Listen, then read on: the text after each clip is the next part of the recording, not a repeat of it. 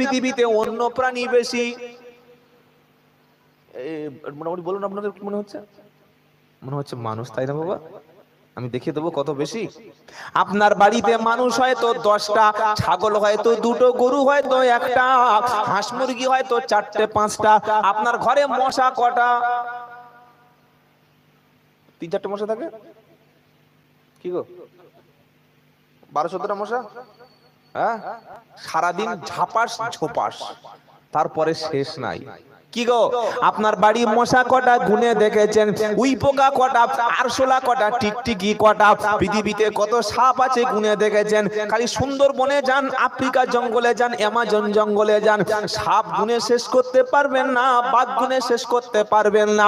মানুষ নিজের পেটের খাবারটুকু নিজে জোগাড় করতে পারে না।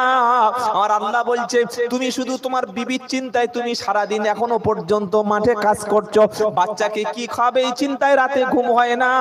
আর কাল সকালবেলা কোটি কোটি বাঘ কি খাবে, সাপগুলো কি খাবে, ব্যাঙগুলো কি খাবে, পাখিগুলো কি খাবে, মাছগুলো কি খাবে, সাপগুলো কি খাবে, ইঁদুরগুলো কি খাবে, ও চিন্তা পৃথিবীর কোনো খাদ্যমন্ত্রী সরকার করে না। আমি আল্লাহ সবার মুখে খাবারটা সময় মতো পৌঁছে দিই। নিজের 4টে ছেলে খাওয়াবে, তাই বলছে সংসারটা কি হবে, রাতে ঘুমায় না। আল্লাহ বলছে তুই কটা খাওয়াস? খাওয়াই তো আমি, রাজ্জাক তো আমি। এই বাবাজিরা আল্লাহওয়ালা, নীল তিমি, ব্লু হোয়াইল বলে একটা তিমি আছে সমুদ্রে। ওই তিমির যেদিন বাচ্চা হয়, তিমি মাছটা হচ্ছে স্তন্যপায়ী, মানে মায়েদের যেমন ডেলিভারি হয় বাচ্চাটা, ঠিক তিমি মাছের রকম ডেলিভারি হয়। আর বাচ্চা দুধ খায়, তিমি মাছ ডিম পাড়ে না, বাচ্চা হয়, বাচ্চা দুধ খায় তিমি।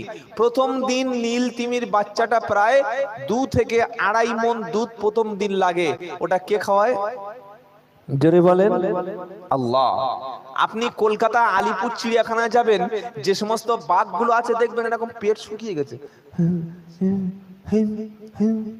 কি গো, রয়্যাল বেঙ্গল টাইগার। আর একবার এই পার হয়ে একবার উপরে যাও না, একবার ঘাড়ে পড়লে তোমার আর ইন্না লীলা বলার লোক থাকবে না। এরকম বড় বড় মাল।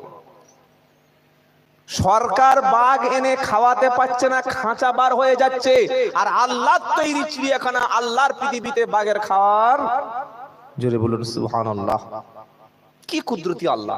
প্রত্যেক প্রাণীর খাওয়ার সিস্টেমটা আল্লাহ সহজ করে দিয়েছে, বলুন না সুবহানাল্লাহ। গরু খাবে ঘাস, আল্লাহ বলছে জমিনে আমি ঘাস বিছিয়ে দিয়েছি, সুবহানাল্লাহ। বলুন না সুবহানাল্লাহ। ছাগলে ঘাস খাবে, ছাগলেও ঘাস খাবে, তাদের জন্য জমিনে ব্যবস্থা করেছি। বাঘের জন্য ঘাস আর